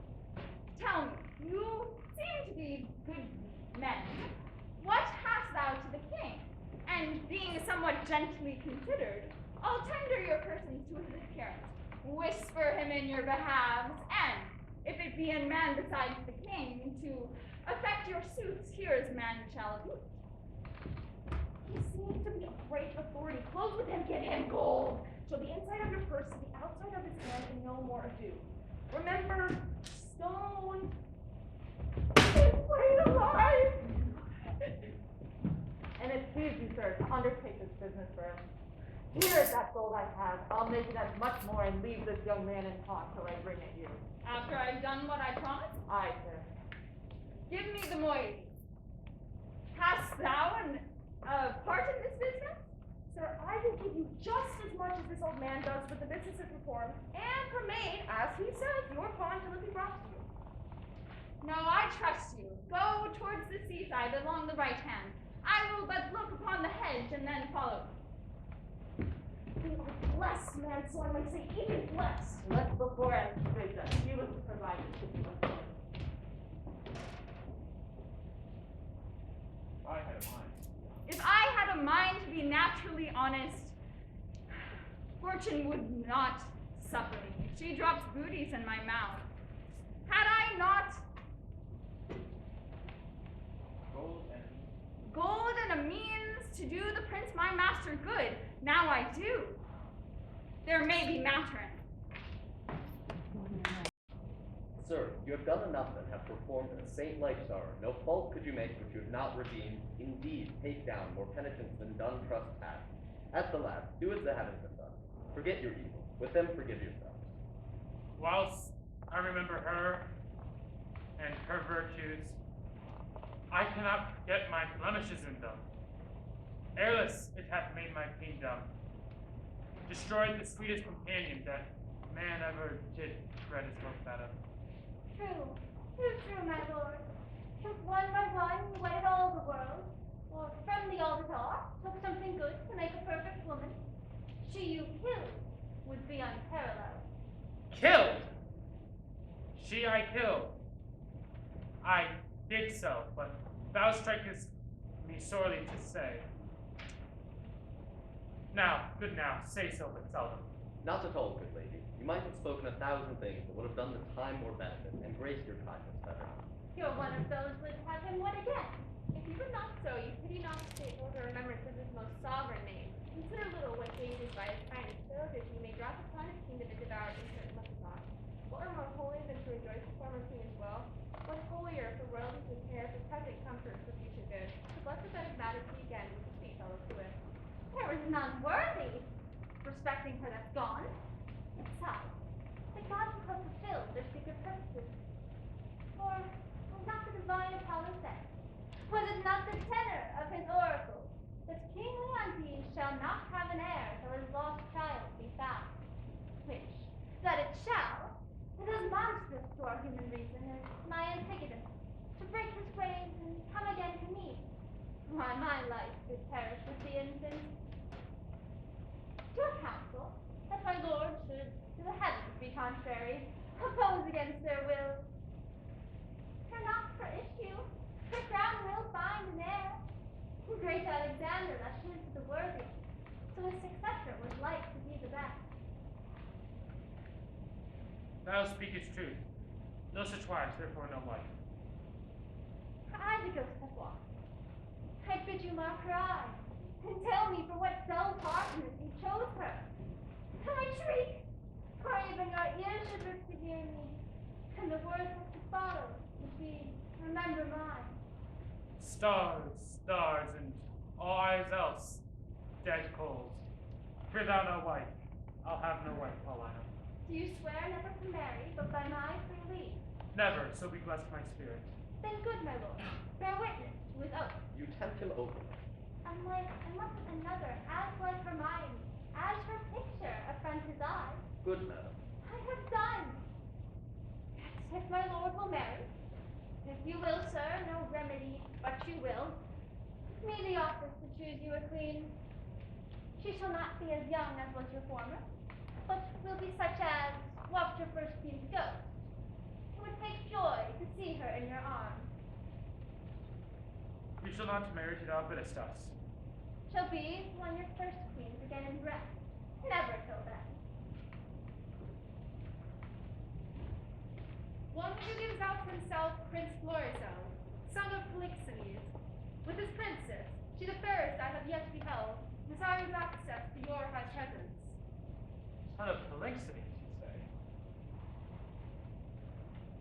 His appointment with such urgency and speed tells us 'tis for need that he's coming for us for help.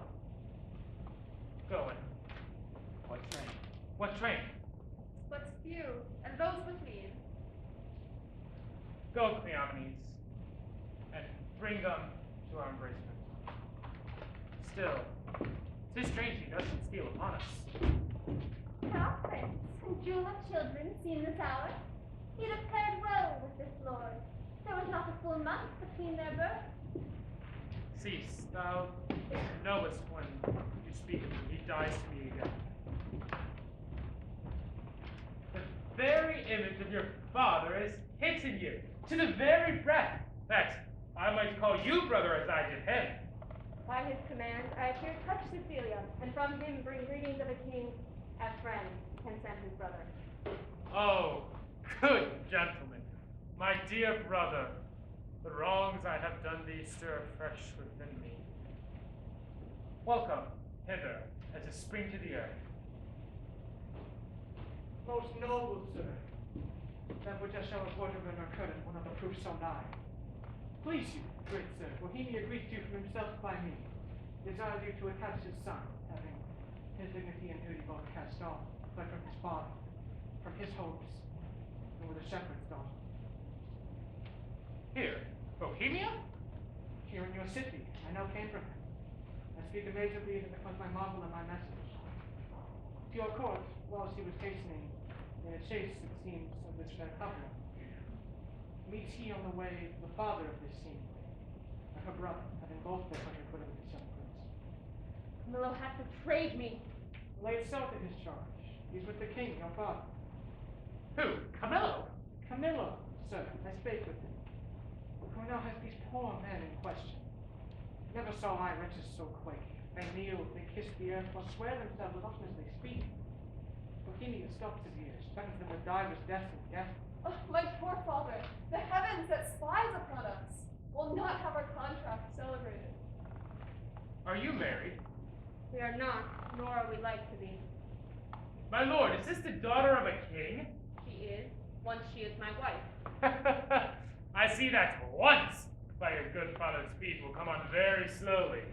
Set forth mine advocate, and from your word my father will grant such precious things as trifles. Will he now? I'll beg your mistress, with the counts but a trifle. Sir, my liege, your eye hath too much youth in it. Not a month before your queen died, she was more such cases than what you look on now. Even in these hooks I made, I did think of her. But your petition is yet unanswered. I will to your father. Therefore, come, follow me, and mark which way I think.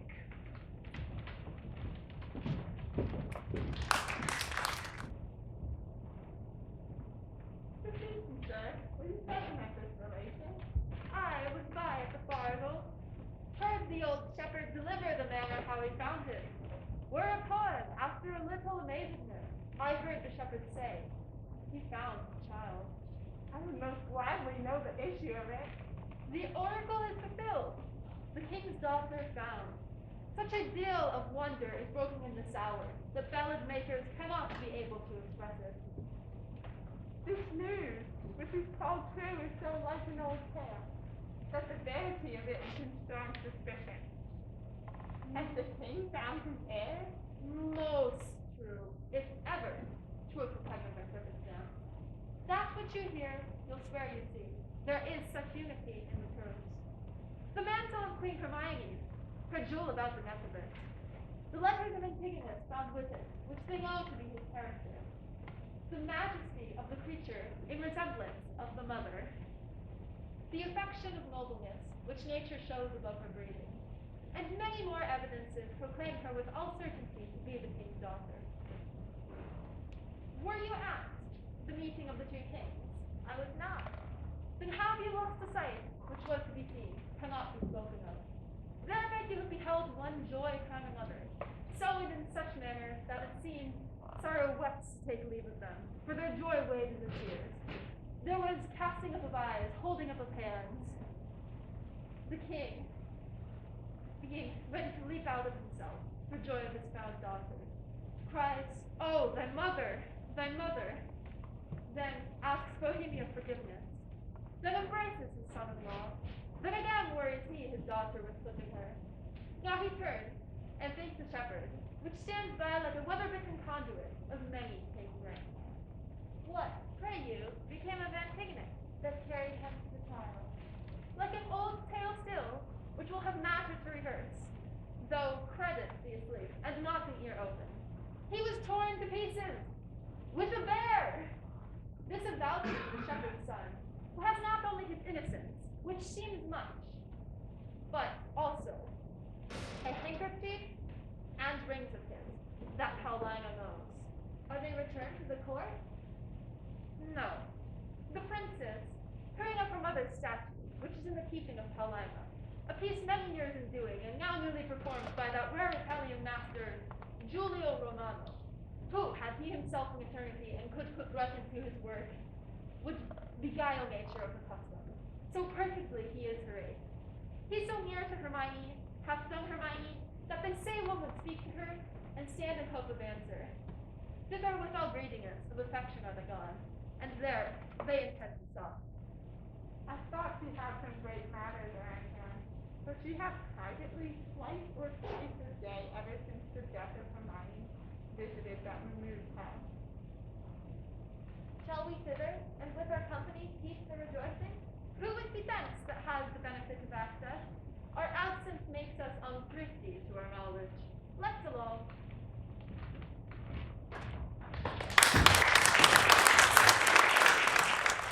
Boy, do I am past more children, thy sons and daughters will be all gentlemen born. You are well met, sir. You denied to fight me this other day because I was no gentleman born. See you these clothes? Say you see them not and think me still no gentleman born? You would best say these robes are not gentleman born. Give me the lie, Jew, and try whether or not now I am a gentleman born. I know now you are a gentleman born. I have been so many times these 4 hours. And so have I, boy. So you have. But I was a gentleman born before my father, for the king's son took me by the hand and called me brother. And then the two kings called my father brother, and then the prince my brother, and the princess my sister called my father father, and so we wept. And that was the first gentleman-like tears that we ever shed. And we may live, son, to shed many more. Aye, or else 'twere hard luck being in so preposterous a state as we are. I humbly beseech you, sir, to take me and take my forgiveness from all the faults I have committed against your worship, and to give me your good report to the prince my master. Prithee, son, do be gentle, for we are gentle men. Thou wilt amend thy life. Aye, and it like your good worship. Give me thy hand. I will swear to the king thou art as honest a true fellow as any is in Bohemia. You may say it, but not swear. Not swear it! No, I am a gentleman born! Let boors and Franklin say I'll swear it. How is it be false, son? If it dare be so false, a true gentleman may swear in behalf of his friend. Hark! The princes and the kings, our kindred, are going to see the queen's picture. Come, follow us, we'll be thy good master.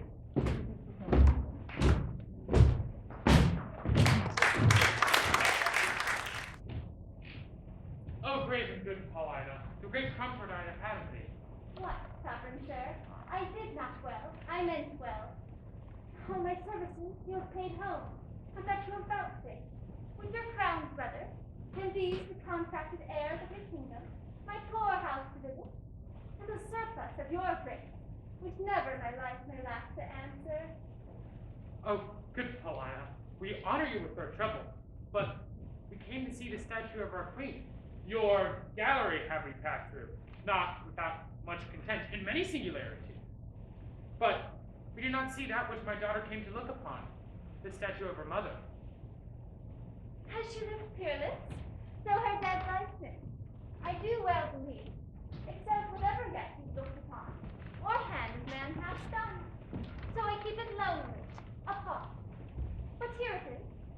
Prepare to see the life of lying them up together, still sleep them up to death. Behold, and say 'tis well.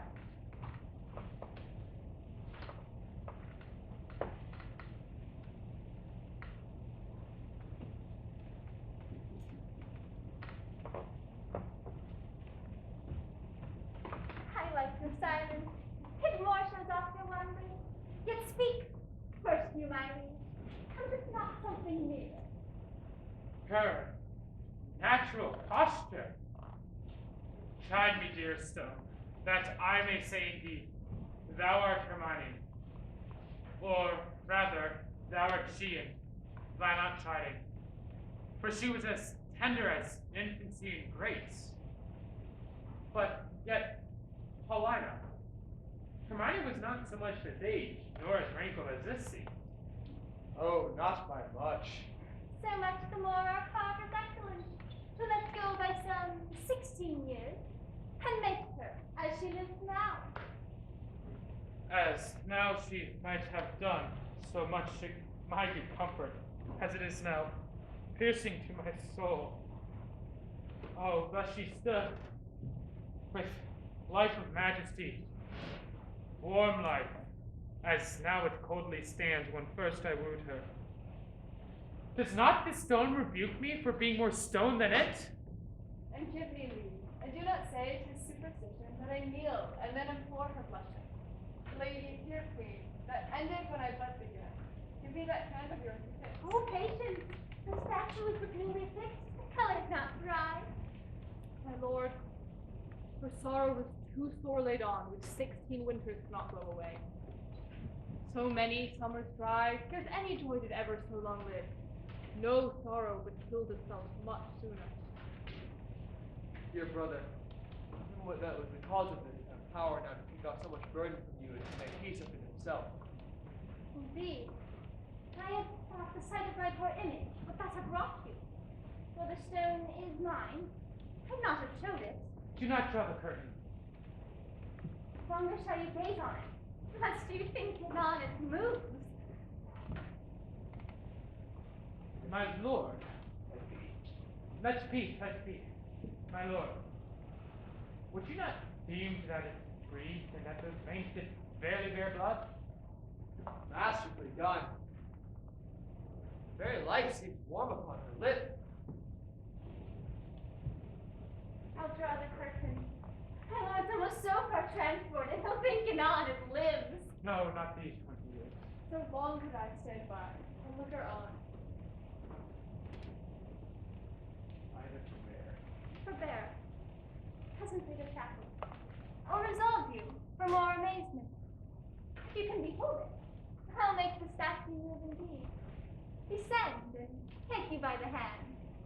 But then you'll think, which I protest against, I am assisted by wicked powers. What you can make her do, I'm content to look on. What to speak, I'm content to hear. For 'tis as easy to make her move as speak. It's required. You do await your fate. Then I'll stand still. On. Those that think it is unlawful business I am about, let them depart. 'Tis time. Descend. Bestow no more. Approach. Strike all who look upon you with marvel. Come, I'll fill your grave up. Stir, nay, come away. Bequeath that your number, for from him, dear life redeems you.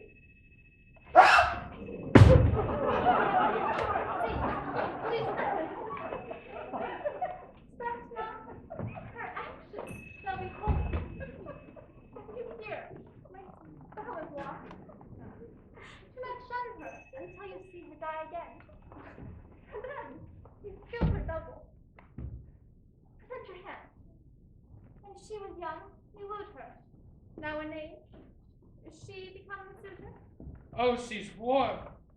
If this be magic, let it be as lawful as eating. She embraces him. She hangs about his neck. She proclaimed life. Let her speak, too. She be living? Yes, I told you. When we heard that, like an old tale. But it appears she lives. Though yet she speaks not. Mark a little while. Please you to interpose for a minute. Kneel and pray your mother's blessing. Turn, good lady. Our Perdita is bound. You gods, look down from your sacred vials, pour your graces upon my daughter's sight. Tell me, my lord, where hast thou been preserved? Where lived? Upon my father's court. For thou shalt hear that I, knowing by Paulina that the oracle gave hope thou wast indeed, have preserved myself to see the issue. It's time enough for that. Lest they desire upon this push to trouble your joys with life related. Go together, you precious winners all. Your exaltation partake to everyone. Aye, and old turtle will wing me to some withered bough, and there my mates, never to be found again, lament till I am lost. Oh, come, Paulina. Thou shouldst take a husband by my consent. For 'tis a match made between by vows. For I have found mine, though how is yet to be found. For I saw her, dead, as I thought, cried many prayer in vain upon her grave. I will not have to look far for him, for I partly know his mind. An honorable husband you will find him. Come, Camilla, and take her by the hand, whose worth and honesty is noted by us, a pair of kings. Come and let's from this place. Lead us away, Paulina, so we may discuss what's happened since we first dissevered. Hastily lead away.